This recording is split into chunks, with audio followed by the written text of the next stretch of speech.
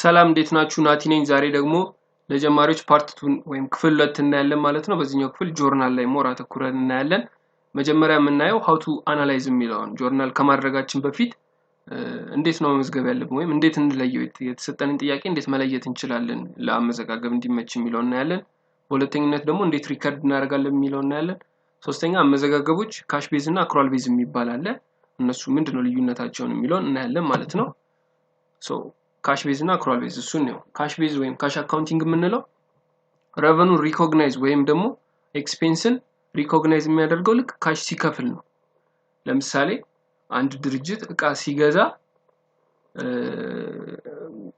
ሲገዛ እቃውን ሲቀበል ሳይሆን ካሹን ሲከፍል ነው ኤክስፔንስ የሚለው ማለት ነው።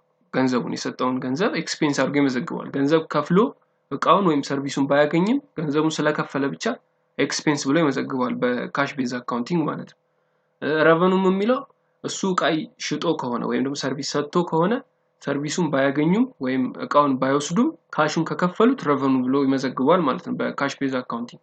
በአክሩዋል ቤዝ ደግሞ የምናየው ምንድነው የሚለው ካሽ ቢከፍሉንም ምንድነው ሰርቪሱን ወይም ደግሞ ፕሮዳክቱን መተው እስካልወሰዱ ድረስ እንደ revenue አንመዘግበው፣ እንደ liability ነው። እኛ ጋር የነሱ ገንዘብ ለኛ እንደ ዕዳ ነው የምንመዘግበው።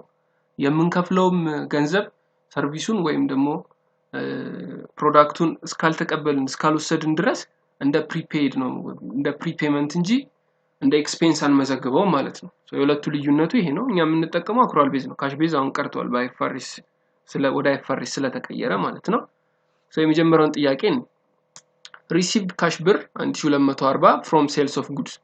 አሁን አናላይዝ ማድረግ ነው ሪሲቭድ አደረገ ካሽ። ስለዚህ ካሽ ይሄኛውን ክላሲፊኬሽን ማየት ነው። ካሽ አሴት ውስጥ ነው ካታጎሪው የሚመደበው።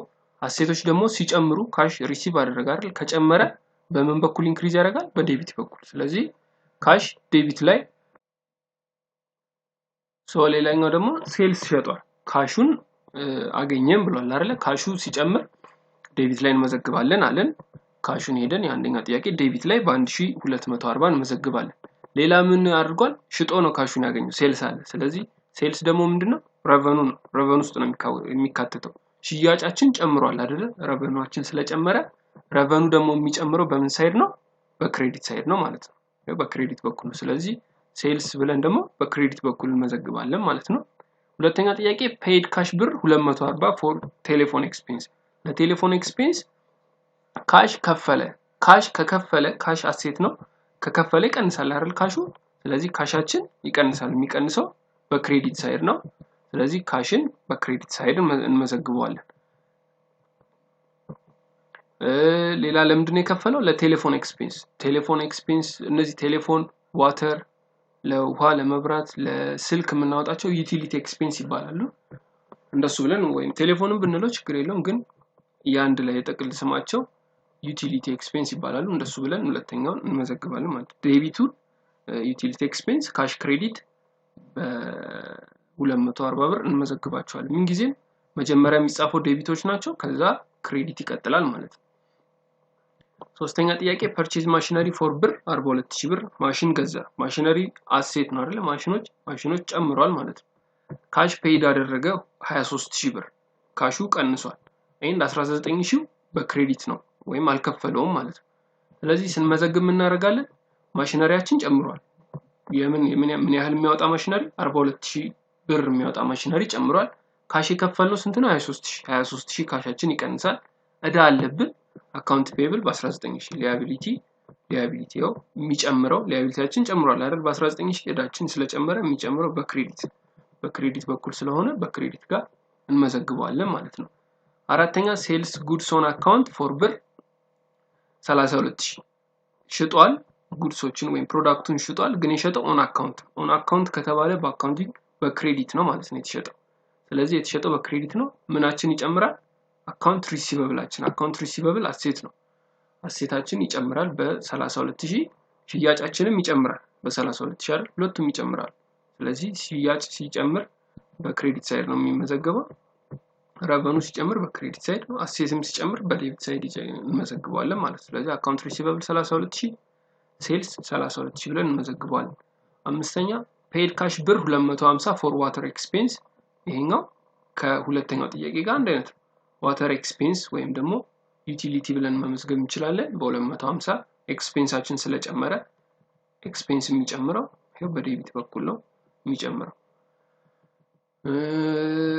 በካሽ ስለሆነ የከፈልነው ካሻችን በ250 ይቀንሳል ማለት ነው ስለዚህ ክሬዲት ላይ እንመዘግባለን ስድስተኛ ፐርቼዝ ኮምፒውተር ፎር ብር 22000 ኦን አካውንት ገዛን በምን በዱቤ ከገዛን ደግሞ ምን መዘግበው አካውንት ፔየብል ብለን ነው ስለዚህ እዚህ ጋር አካውንት ፔየብል ነው ተሳስቼ መዘገብኩት አካውንት ፔየብላችን ይጨምራል ማለት ነው እዳችን ይጨምራል ኮምፒውተራችን አሴት ነው ኮምፒውተር አሴት ነው አይደል አሴት ይጨምር በዴቢት ነው ሊያቢሊቲ ደግሞ የሚጨምረው በክሬዲት ነው ሊያቢሊቲያችንም ስለጨመረ ማለት ነው በዱቤ ስለገዛን በዱቤ ገዛን ሊያቢሊቲያችን ይጨምራል ሰባተኛ ሳላሪ ኤክስፔንስ ለሰራተኞች ደሞዝ ከፈለ 45000 ብር የሚከፈል አለበት ሳላሪ ኤክስፔንስ አለበት 30000ን ከፈለ ሚንስ ቀሪ ስንት አለው ማለት ነው 15000 ቀራል ስለዚህ ሳላሪ ኤክስፔንስ ያለበት ምን ያህል ነው 45000 አለበት በካሽ የከፈለው ግን ምን ያህል ነው 30000 ስለዚህ ምን ያህል ይቀርበታል 15000 ሳላሪ ፔየብል ወይም ፔይ ሆኖ በክሬዲት ጋር እንደ እዳ ይያዝበታል ማለት ነው እዳ ውስጥ ነው የሚካተተው ስምንተኛ ፕሪፔድ ኢንሹራንስ ፎር ብር 25000 ለኢንሹራንስ ቅድመ ክፍያ ከፈለ 25000 ብር ስለዚህ ፕሪፔድ አልተጠቀመበትም ማለት ነው ኢንሹራንሱ ኤክስፓየር አላደረገም ኢንሹራንስ ስንገባ መጀመሪያ እንከፍላለን ከዛ የሆነ ችግር ከተፈጠረ እነሱ ሊሸፍኑልን ነው አይደል ውሉ እንደዛ ነው ስለዚህ የከፈልለት ፕሪፔድ ነው የሚሆነው ብሩ የከፈልነው ብር ኤክስፓየር አላደረገም ማለት ነው ስለሚታደስ በየአመቱ እሱ ማለት ነው ስለዚህ ፕሪፔድ ኢንሹራንስ በ25000 ፕሪፔድ ከሆነ እንደ አሴት ነው የምንይዘው ገና ኤክስፓየር አላደረገም ወይም እንደ ኤክስፔንስ አንቆጥረውም የከፈልነው ብር ማለት ነው ስለዚህ እንደ አሴት ስለሆነ የምንቆጥረው ዴቢት ሳይድ እንመዘግባለን የከፈልነው በካሽ ስለሆነ ክሬዲት ላይ በአማውንቱ በራሱ አማውንት እንመዘግባለን ማለት ነው